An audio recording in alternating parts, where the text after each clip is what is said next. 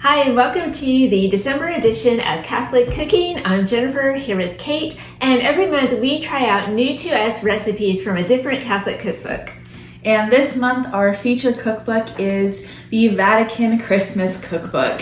So we're kind of going out on a limb with this one because this is not the first Vatican cookbook we've ever tried here.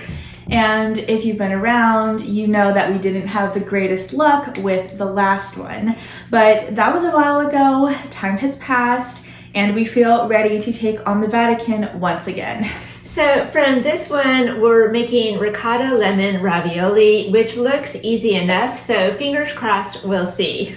And then we also recently thrifted this cookbook, The 12 Teas of Christmas. So from this one, we're going to be trying a spiced mocha mix. And then lastly, from the Ahead of Time blog, we saw a fun and festive recipe for red velvet cookies. We are huge red velvet fans here, so again, fingers crossed, we think this one will also be really good. Let's get cooking.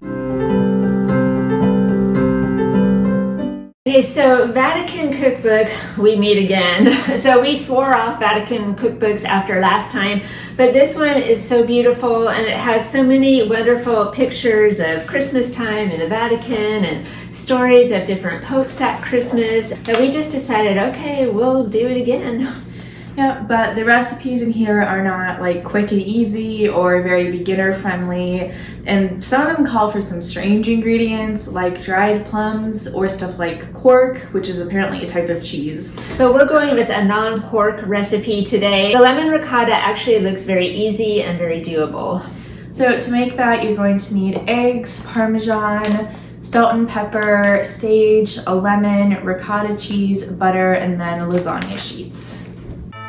So we started by adding the ricotta and the cheese with the egg yolks, and then zesting a lemon and adding that in.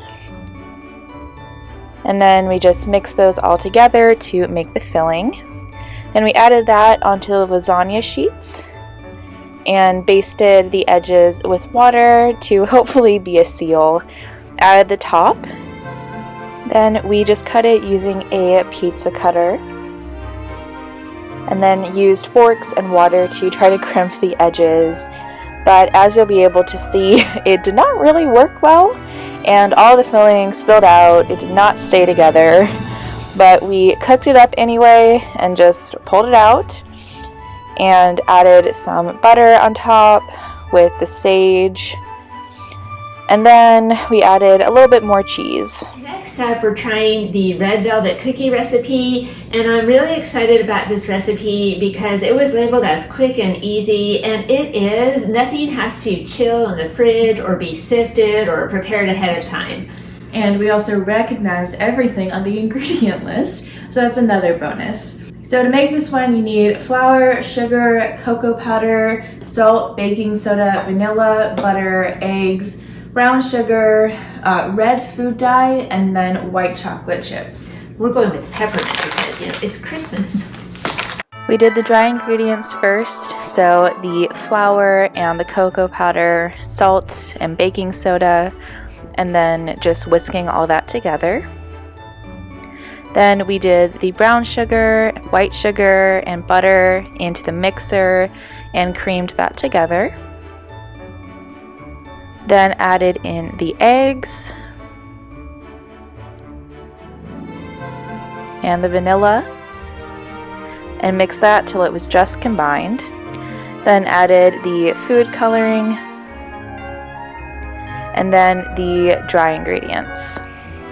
And again, just whisking that until just combined.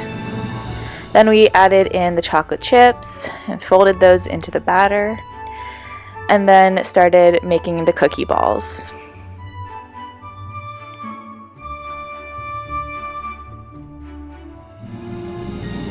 Then we stuck those in the oven and let them bake.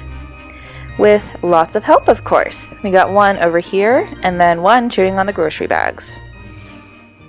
And then lastly, we are going to try the spice mocha mix from the 12 Teas of Christmas. This is a super fun book. It has 12 days of tea time recipes, stories, crafts, and beautiful pictures.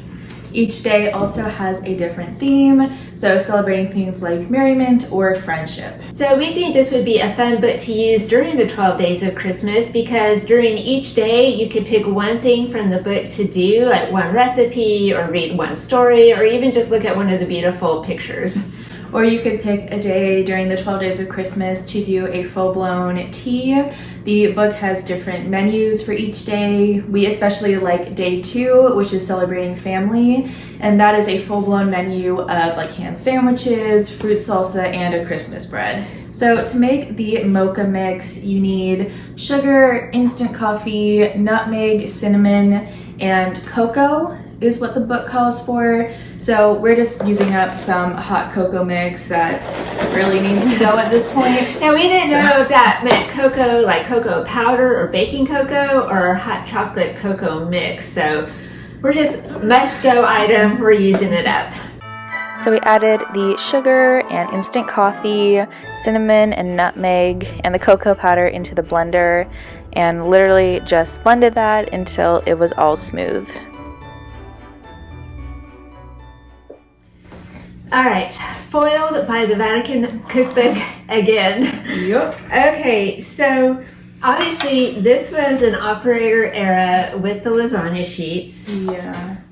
We did watch a video about using pasta sheets. We even talked to an expert who cooks with them, and I'm not sure what went wrong. So we're having boiled pasta, as you can see. I'm not sure, there's a little bit of filling still in there, somewhere, but we'll see how it tastes.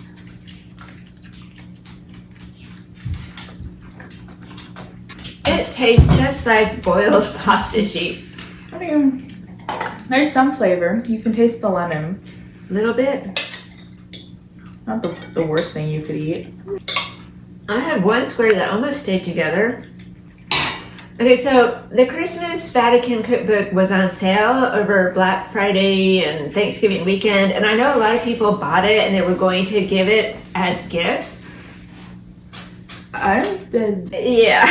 Let's just leave that as a coffee table book and move on with life. That's what I'm saying. Leave it as, yeah.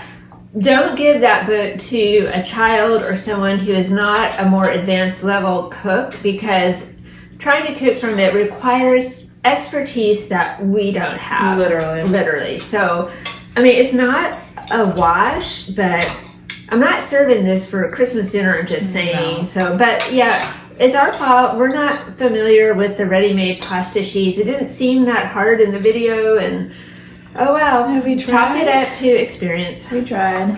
Okay, so moving on, maybe we'll have better luck with the spice mix. The recipe said 2 to 3 teaspoons per cup. I think after the disaster we just had, we're gonna go 3 teaspoons, because why not? Let's just hope it's good. Yeah, we hope it's good. The nutmeg is very strong. Yes, the nutmeg is very strong. So we're having a rough Advent here, I'm just saying. Then we have some questionably old Cool Whip. It's fine. That doesn't smell bad yet, so we're gonna use Cool it. Whip doesn't go bad. That's what we just looked it up. Okay.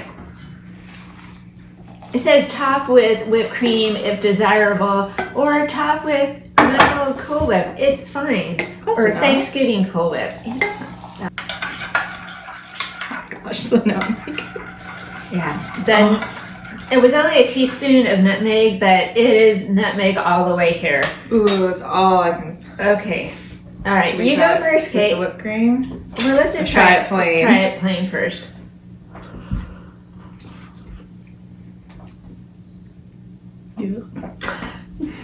It's surprisingly weird. It, I don't know what it tastes like. Okay. Maybe with some cream. We'll put some cream in it. Mm-hmm. Alright. And if all else fails, we'll try the Cool Whip. Hooray! We're having a great time in the kitchen today.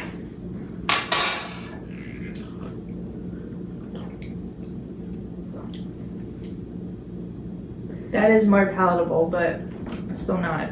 It's not going to be a favorite. No. Okay. Well, is spice mocha mix a thing? You know, like, do people make that and it's good, or is everybody makes it and says, "Oh, don't make that"? I don't know. Should we try to cool it? I mean, I could drink it like this. I mean, I'm just gonna say I'm not going to ask for seconds. No, like you can drink it. It's fine. It's fine. With the cream. Without the cream, it's without too the much. without the cream, it almost reminds me of Tang. I don't know where it's getting that citrus taste from. I don't know. But with that whipped cream, we could totally stand here and pretend that it's fa la la. We're happy. It's added. Hooray! Winter Wonderland. Yeah, but put us on Pinterest. Okay. Okay, we're getting down to the bitter end here. We're looking a little rough. We're looking a little ragged. Been a tough day in the kitchen. But they look good. They smell good. Please, let's just Please, be yes, good. please be good. Okay, good. Have one.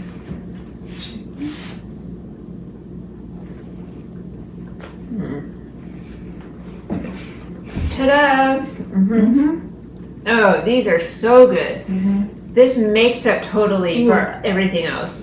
Especially with the peppermint white chips. Oh my goodness. This, oh yeah. Yeah. I made them. Oh goodness. Oh, delicious. 5-star, definitely. Okay, so here we go. Yeah, the clear winner, the cookies. You need to put this recipe on your cookie exchange list. You need to give this to your neighbors. You need to stash them away for a rainy day. That good. Oh, yeah. And 100% recommend those peppermint white chocolate chips for, Christmas. Definitely. You can use any white chocolate, but the peppermint with the red velvet. If you want to make them good. Christmas, go with the peppermint. And then in second place, the mocha with the cream and the Cool Up on top. We'll drink it, definitely. Yeah. We will probably use up the mix, but probably not make that particular recipe again. Okay. And then we did a ravioli rescue. We just chucked all the remaining ingredients into a casserole dish, and it's going to be baked ravioli for dinner tonight. So the boys will never know. Put some cheese on it, it's fine. No, enough cheese on it covers all the sins. So the boys will be happy, and what they don't know won't hurt them. All right, so that was another joyous round of the Vatican Cookbook. We have been humbled once again. It's good for our humility to cook with Vatican cookbooks. Again, coffee table, yes. Master chef, yes. Average 2 people in the kitchen, no. Absolutely not. So anyway. And then this recipe wasn't our favorite. Wasn't our favorite. But we would like to try more out of this book. It is super cute, lots of fun. So lots of recipes look promising. We're not writing this one off yet. Not yet. You might see it come back around sometime. So that was our Catholic cooking for December. We hope you enjoyed the video. Thanks for hanging with us through the hard parts, and we'll see you next time. Bye.